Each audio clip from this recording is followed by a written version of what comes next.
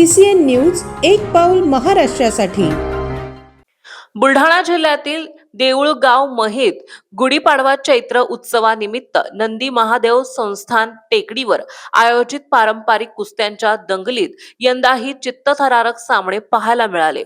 राज्यासह हरियाणा, दिल्ली, मध्य प्रदेश आदी भागातून आलेल्या नामवंत मल्लांनी आपल्या दमदार खेळीने प्रेक्षकांना मंत्रमुग्ध केले।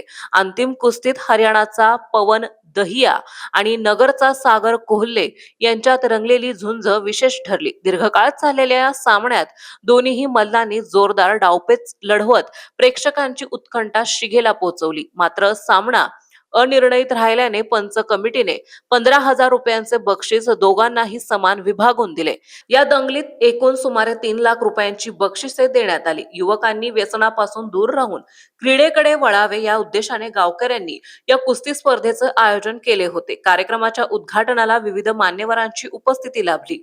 अंतिम सामना पाहण्यासाठी नागरिकांनी मोठी गर्दी केली होती। या कुस्तीत हरियाणा येथील पवन दहिया आणि नगरचा सागर कोल्हे यांच्यात रंगलेली झुंज पाहण्यासारखी ठरली।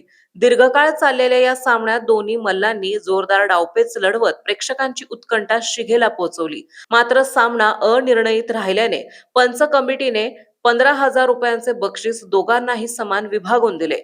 कुस्त्यांचे यशस्वी आयोजन करण्यासाठी पंच कमिटी आणि गावकऱ्यांनी मोठे योगदान दिले। परिसरातील नागरिकांनी मोठ्या संख्येने उपस्थित राहून कुस्त्यांचा आनंद घेतला।